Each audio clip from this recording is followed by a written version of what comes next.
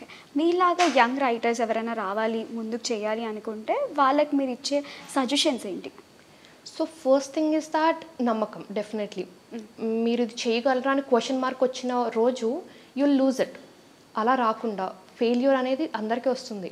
Failure లేకపోతే success value అనేది తెలియదు మనకి. ఇందాక మీకు చెప్పినట్టు వాట్ ఇఫ్ థియరీ. ఇది నాకెందుకు జరిగింది అనుకునే బదులు ఇది నాకు జరిగింది కాబట్టి నాకు ఈరోజు ఈ ఆపర్చునిటీ వచ్చింది అన్న ఒక పర్స్పెక్టివ్ నుండి చూస్తే చాలా బాగుంటుంది. It's all mind set again.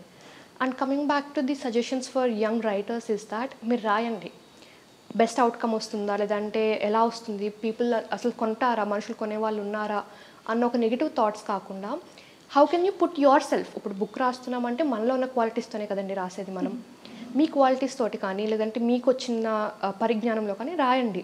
దాని తర్వాత తీసుకువెళ్ళేది అందరూ ఉంటారు. Definite every one will support it. కానీ అక్కడే ఆగిపోవద్దు, ముందరికి రండి, వచ్చి రాయండి.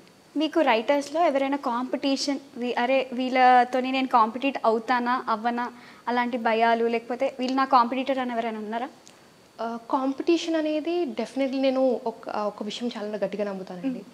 కాంపిటీషన్ అనేది మనతో మనకే. ఇప్పుడు ఇయర్ స్టార్టింగ్ జాన్యువరి అప్పుడు నేను ఒక స్టేజ్లో ఉన్నాను. డిసెంబర్ అయ్యేసరికి కూడా ప్రోగ్రెస్ ఏం లేకుండా నేను అలానే ఉన్నానంటే that is problem with me. Competition అనేది ఎప్పుడు మనతో మనకే, పక్క వాళ్ళతో అనేది కాదు. 5 సంవత్సరాల క్రితం ఇప్పుడు నేను ఒకేలా ఉన్నానంటే ప్రాబ్లం నా దగ్గర ఉంది, ఓకే. పక్క వాళ్ళ దగ్గర కాదు. వాళ్ళు ముందరికి వెళ్తున్నారంటే 100 మంది ఒకే గోల్లో ముందరికి వెళ్తూ ఉన్నారు. వాళ్ళందరూ ఇంకా ముందరికి వెళ్ళిపోతున్నారు, నేను ఇక్కడే ఉన్నానంటే we have to reassess hour selves.